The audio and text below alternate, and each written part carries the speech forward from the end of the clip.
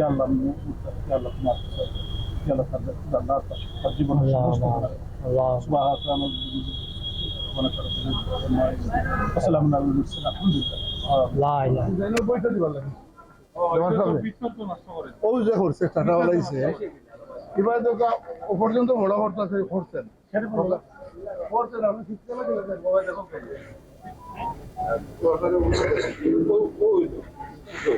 কারা বলে খালি আমাদের পর্যন্ত আসিয়া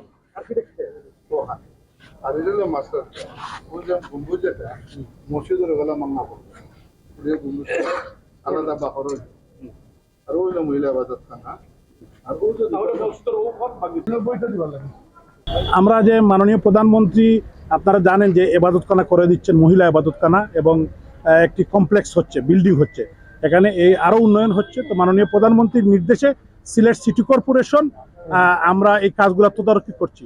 তো এগুলা আমরা সিলেটবাসীর পক্ষ থেকে মাননীয় প্রধানমন্ত্রী জাতির পিতার সুযোগ্য কন্যা রাষ্ট্রনায়ক শেখ হাসিনাকে কৃতজ্ঞতা জানাই, ধন্যবাদ জানাই যে এই হযরত শাহজালালের এই 700 বছরের যে ইতিহাস, এই 700 বছরের একটি পুরানো মাজার, এই শাহজালাল রহমতুল্লাহ আলাইহির নামেই আমাদের সিলেটের মানুষ আজকে পৃথিবীর মানুষ চিনে, এবং পৃথিবীর ওর সমস্ত ধর্ম বর্ণর পেশার মানুষ কিন্তু এখানে আসে, এবং এখানে ইফতার তারা করান।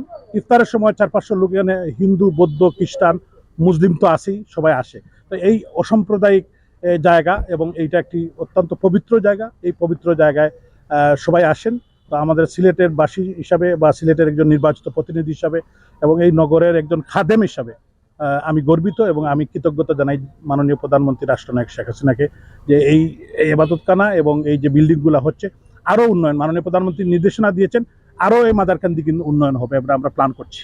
মানে এইটা তো আমাদের সিলেটের একটি ঐতিহ্য, এবং হযরত শাহজালাল রহমতুল্লাহ আলাইহির যে মাজার, এই মাজার কেন্দ্রিক কিন্তু বিশ্বের একটি অসাম্প্রদায়িক জায়গা। এখানে সব মানুষই কিন্তু এখানে হিন্দু, বৌদ্ধ, খ্রিস্টান, মুসলমানরা তো আসে। এখানে একটি সম্প্রীতির জায়গা, এবং এখানে আমাদের সমন্বয় আছেন যে প্রত্যেক বছরই তারা এটা ইফতারের সময় তারা আয়োজন করেন, এবং এখানে ধর্ম বর্ণ নির্বিশেষে মানুষ এসে এখানে খেতে পারে, অংশগ্রহণ করে। এইটার জন্য আমি মনে করি যে mayor of Sylhet city corporation, এটা আমাদের যে একটি হিস্টোরিক বিষয়, এবং গত 700 বছর ধরেই চলতেছে কিন্তু, এবং এটা কোনো সময় বন্ধ হয় নাই।